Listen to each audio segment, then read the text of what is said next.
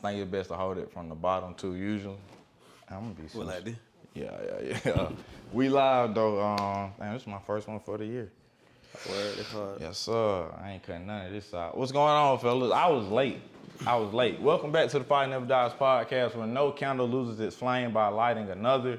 And we pursuing passions out here. Whatever your burning desires is, we're gonna keep the fire alive. The fire never dies.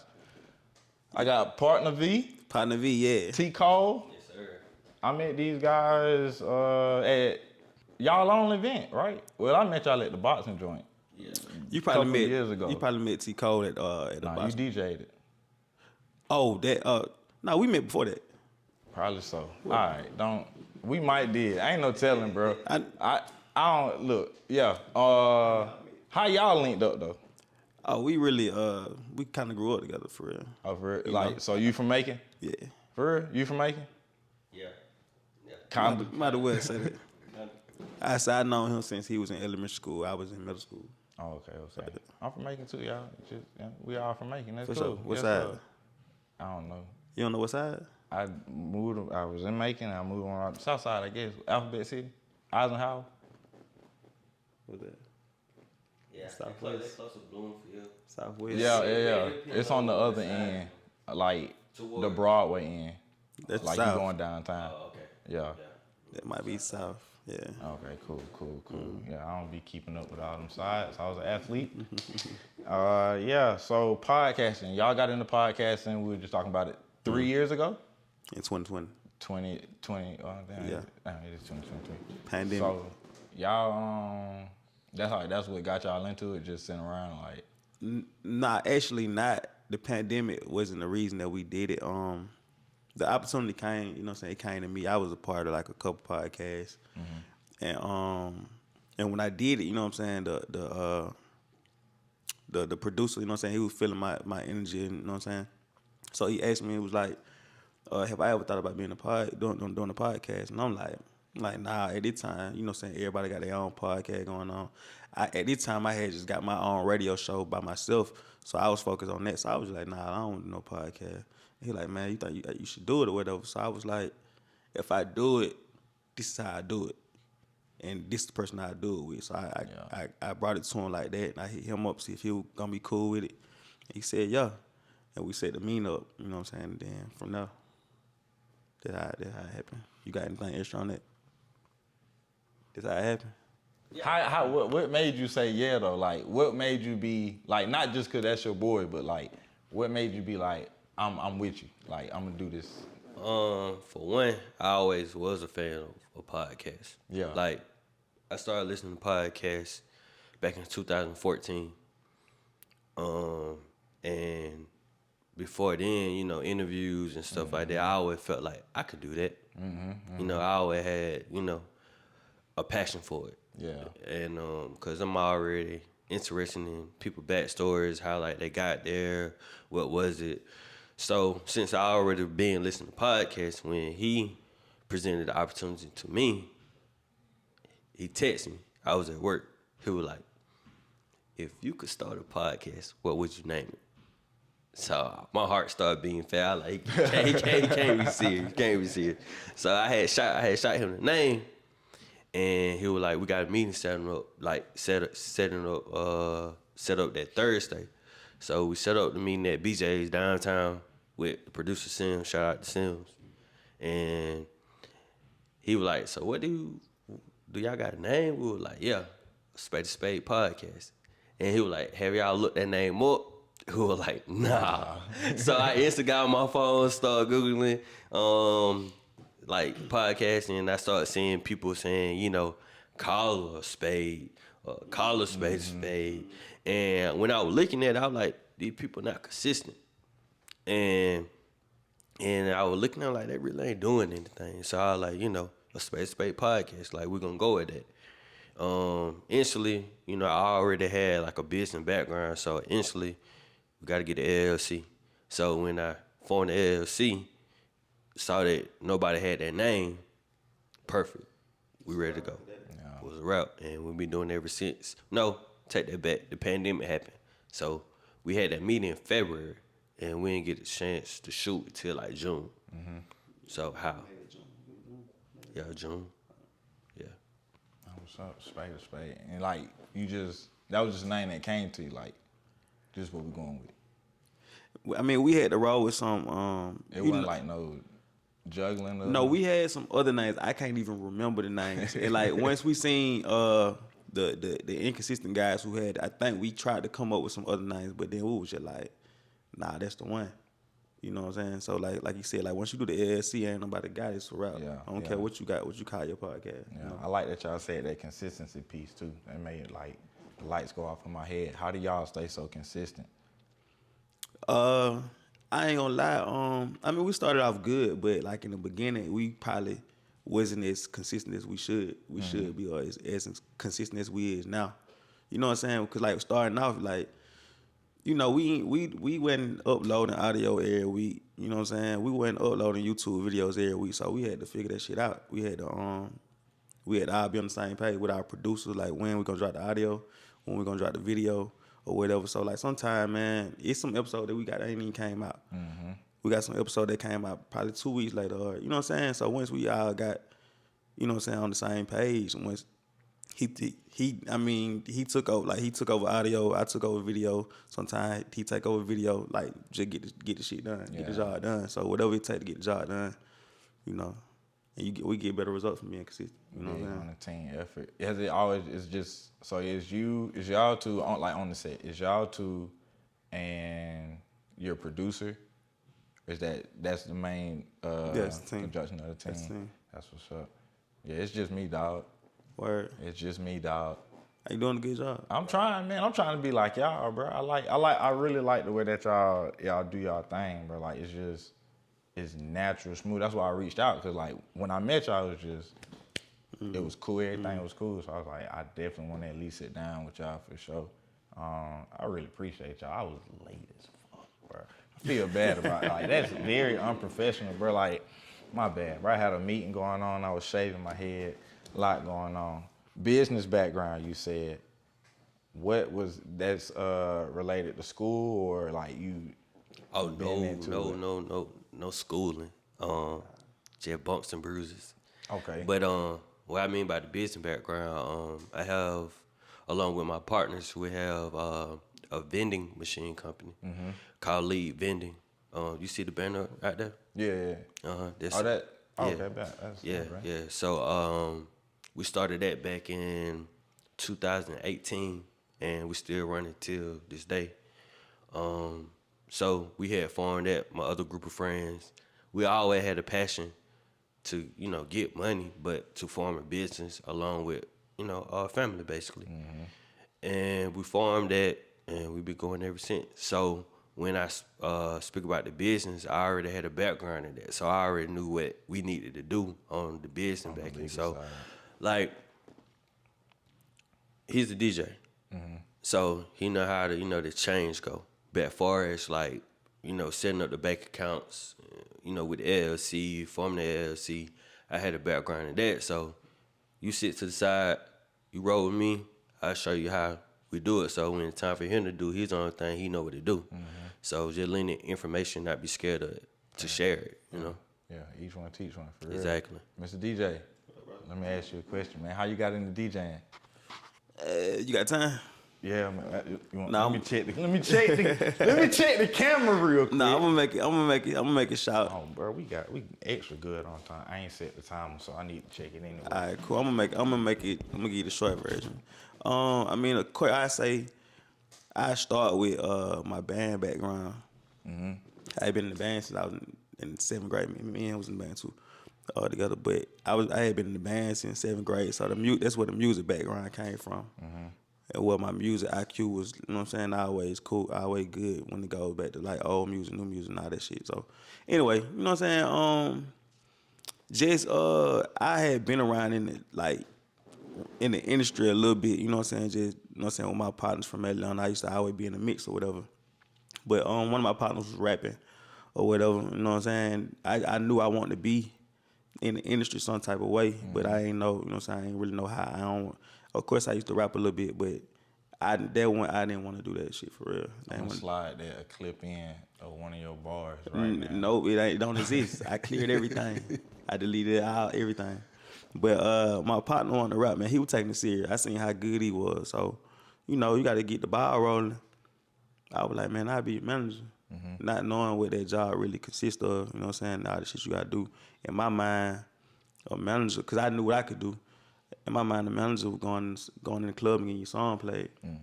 I did that. I did that every time, you know what I'm saying? I'm just walking in the club getting your song played no matter what I had to do. I knew I had connections already. I knew DJs, but no matter what, I got that song played, and I just thought that what the manager did. So I got the ball rolling for my partner or whatever, and until he found another manager that was, you know what I'm saying, fit for the job, that had more contacts that really do it or whatever. So that just left me, you know what I'm saying, trying to figure out what I still want to be in the industry, you know what I'm saying? It left me trying to figure out what I want to do. And he came with the idea. He was like, man, you could be my DJ. Yeah. Because I spent most of my time in the DJ booth. Like when we in the club, while he doing whatever he doing, I'm in the DJ booth. And at the time, I'm learning too. I'm looking. So when he said that, I'm like, you know what? You right. I can do it. So after that, I took it all the way serious. I went to Guitar Center probably like the next week and just start buying shit. Guitar Center wasn't even in making at the time. I had to go all the way to Fayetteville. It's like 2011, 2012. Yeah, man, that's wild. So yeah, that's how I started. Damn, yeah. What was your first controller? It was a Newmark. I still got it. It was a Newmark. I can't tell you exactly the model, but it was a Newmark. I started off with Newmark early, but that's not the first thing I DJed with. I DJed with my a borrowed laptop with virtual DJ on it for my first party. He was there. With no controller, but virtual DJ, you could just plug it in and then. But yeah. Was you familiar with controllers? Yeah, I used to DJ. Oh, that's how. It's why. So when I was in the Army, I started DJing. It wasn't at the ball, but they called me to DJ because I was playing music off of Spotify for like a walkout. Like lieutenants was walking out doing like little weird dances and stuff. So I played the music and it was like, DJ Kendall, that's my last name. DJ Kendall, play that track. And I'm playing like Chicago Bulls 96 hype theme music, that shit right there. So like after a while, like we got everybody lit at the ball. Like if you ever been to a military function, everybody is drunk. We lit. My homeboy, he like higher ranked than me. He was like, hey, my homie the DJ, you did great DJing tonight. And I was like, I wasn't DJing. He was like, fuck that. Come meet my homeboy. He the real DJ. And then I met him, DJ Wani Wizzle. He's still my big dog to this day. He out in Oklahoma. He told me right then, he was like, I'll show you how to DJ. This shit cool. He sipping his drink. This shit cool. Man, I went on holiday leave for Christmas and shit, came back. He hit me up. No, I was here. He texted me, like, you still want to learn? And I was hanging out with my homie. He was like, you might want to do that because there ain't too many older black men trying to reach out and show younger black men how to make some legitimate money. Like, just try to see what it is. I used to rap too, so I was like, let me just see what it is. Like, man, dropped it on the one the first time, it was a rap from there. Like, it was a rap from there. Like, I fell in love with DJing. DJ TLM was my virtual coach, YouTube University, like a mug. I tried to figure out everything I could. I got the SZ2 now, but I started out with like the SB 100 or 150 or whatever it was, like the super small joint. But yeah, I went to Guitar Center too. Yeah. They hooked me up. Yeah. So yeah, man, that's and it really kind of lit, because in the Army I did IT anyway, so I'm working with all the same things that we doing now, audio, video, the cables, and just learning connections and stuff. So yeah, man, podcasting just seemed like the right thing for a brother. You done with it at this point? What's that? DJing. Yeah. Oh man. I think so, man. I still ain't got rid of my stuff. The speaker out there is mine. I still keep all my stuff. I'll take it off your hand. We might can talk then. Then I might actually be done. You never man, really see, done. I don't want to take you out the game, done. but we might, you know what I'm saying, I might take that off your hand. I can do something with it. Yeah, I would not mind, brother. Would not mind. So yeah, man. You got any musical background talents? Or you was like, cause to me, you always in the cut, man. When I see you be, Yeah, man. I am an introvert, majorly. Like, You got a musical background. yeah, I played in the band. I did, man, really. When Drumline came out, man, I ain't gonna lie. it changed the whole landscape. How positive it was for the black community, period. But when they came out, what grade I was in? Probably like 5th grade or something like that. So you about 31, 30, 31? I'm 30. Well, I'll be 31 this year. Cause I was about in 5th grade when it came out too. Not to cut you off, but Nah, you took me right back Yeah. down memory lane. I wasn't seeing it. I was like, yeah, I'm getting in the band. yeah. 2002, 2001. So, Yeah. So I was like majorly influenced by that. So instantly, I'm in the band. I'm on percussion. So I was like in percussion from like elementary school until I got to high school, and I went from that to the French horn. So, and I did that till I probably like in the 10th grade, and then I stopped. Life started happening. Yeah. Start making your own choices. Yeah. But it taught me a lot of things, like about staying disciplined, being consistent. Cause I went from like not even knowing how to operate that instrument, talking about the French horn, end up becoming one of the best in my section at an early age, like upperclassmen. I'm better than them. So start looking at paper, like the music, not understanding it. Now I can read it. So I take that same concept in life till this day about being consistent and being disciplined. And you're going to keep on getting better when you keep doing it. Of course, when you first start out doing it, you're not going to be the top dog. But you got to consistently work at it. So that's why I take that concept and apply it with podcasting, or even starting a business or whatever. It's just that grind that I still apply. Right. And you said something about how big the movie was for the black community. And for the black community, that's a reason why I started the podcast. Is that in mind when y'all do y'all episodes or when y'all bring y'all guests on, or just with the podcast as a whole? With the podcast as a whole, we try to make sure we highlight black business owners, musicians as well. But just shed light, like you don't have to be a rapper. You can be a business owner. You can operate, you can do different things. So we try to highlight that. Even the people behind the scenes. Then also just show like, you don't have to be super gangster. Like I'm not a gangster dude, and then my bro not a gangster. So we just try to display on camera like we just enjoying each other, man. Like this, like I look forward to Sundays. Like I get a chance to chop it up with my best partner, like and talk about what happened through the week, the good, the bad, the ugly, and still have that same energy on camera. I just try to be authentic on camera and not try to feel like I gotta be a character. And I see people try to be a character trying to disagree on purpose. Like, why do I want to disagree on purpose for? That don't make sense to me. Right. If we agree on a topic, that's fine. We move on to another topic. But if it's something that we disagree about, we're able to voice our opinions on the reason why. But it's not like, I'm right, and, he's right. We just voicing our opinion. So, and then also just showing, like, you can be yourself. That's it. How y'all handle when y'all don't agree? That's important. Like I was gonna say that too. Like we don't have to make ourselves disagree. You know what I'm saying, on camera, because it's gonna be times where we don't disagree like for real. You know what I'm saying?